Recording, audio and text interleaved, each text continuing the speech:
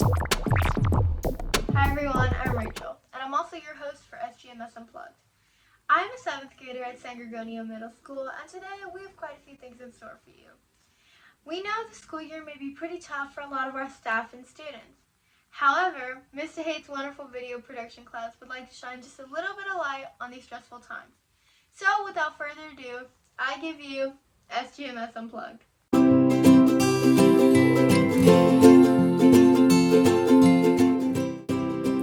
Hi SGMS, I hope you're all doing okay during these times. Today I'm going to show you how to make a really easy and yummy dessert to get you through staying home. To make this, we're going to need chocolate pudding, whipped cream, milk, and I'm using mini M&Ms, but you can use whatever topping you want. First, add the box of chocolate pudding and 3 cups of milk into the bowl.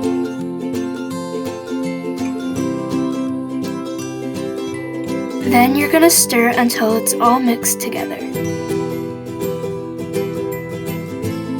Once it looks like this, take a spoon and fill each bowl halfway or as much as you need. Make sure to save some pudding in the bowl for your next layer. Now you don't have to do this, but I'm taking a layer of the mini M&Ms and sprinkling it on top for some color.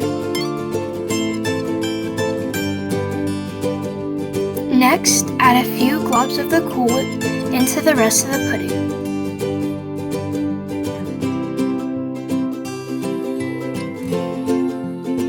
Now you're going to stir it together like you did with the chocolate pudding and the milk at the very beginning. Now this is your final layer, so make sure to use the rest. Now feel free to add whatever you want for final touches and let it sit in the fridge for a couple of hours. Your chocolate pudding parfait is complete.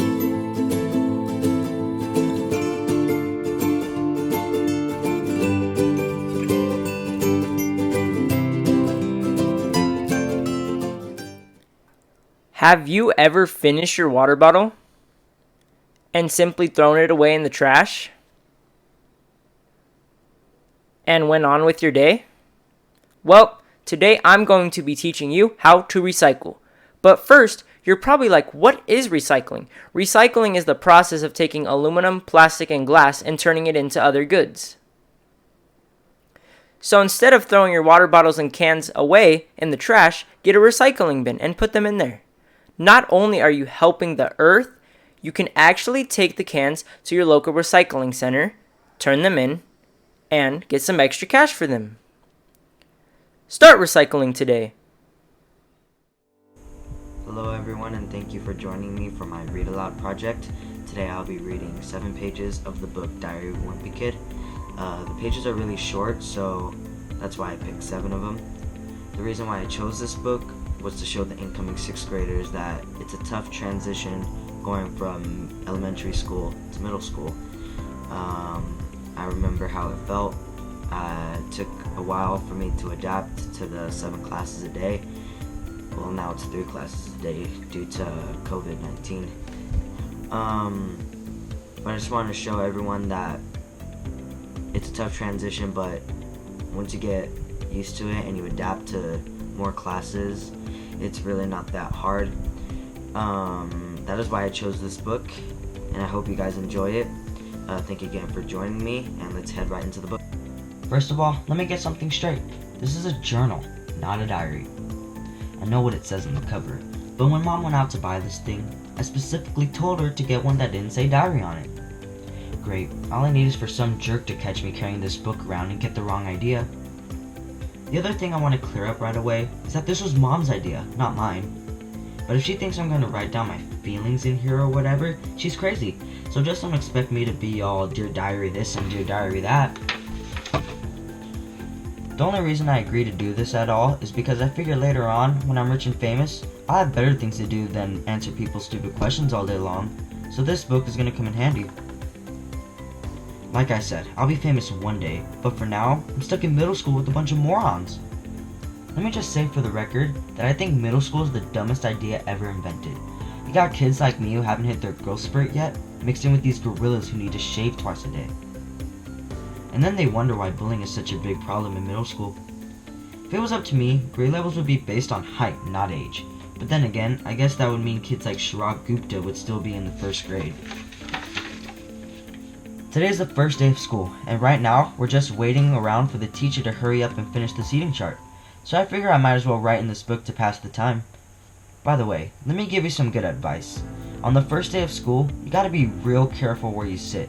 You walk into the classroom and just plunk your stuff down on any old desk, and then the next thing you know, the teacher is saying, I hope you all like where you're sitting, because these are your permanent seats. So in this class, I got stuck with Chris Hosey in the front of me, and Lionel James in back of me.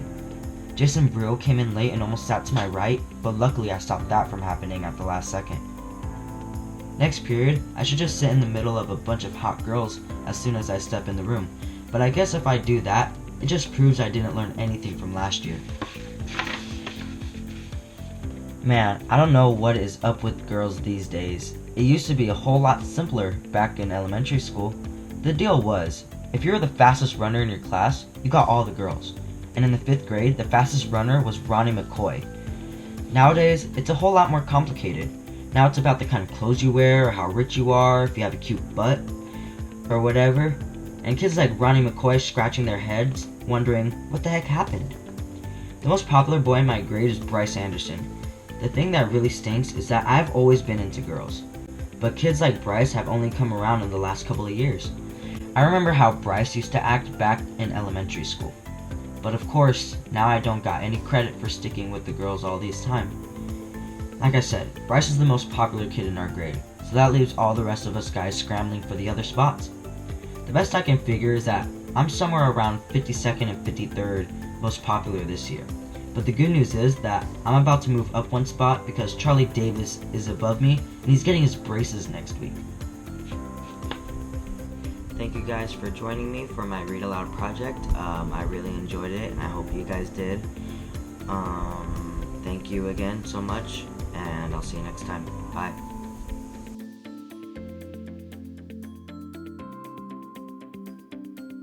And that's the end of our segments. We hope you guys enjoyed. But the show's not completely over just yet. Before we go, I will be reading a Dear Rachel. For those of you who are unsure what that is, it is where I will be reading a letter sent by a student and will be giving some advice and answering their questions. So, Dear Rachel, hi, I am a 6th grader and could use some advice. So this was supposed to be my first year out of middle school, but due to COVID-19, we couldn't go back like most schools. I get you.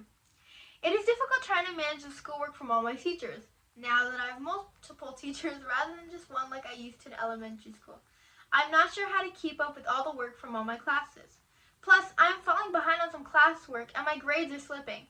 What should I do? How can I manage all my schoolwork? How can I get my grades back up? Please help. Thank you. Well, let me start by saying you are not alone. There are tons of kids that are struggling right now, especially since we're online.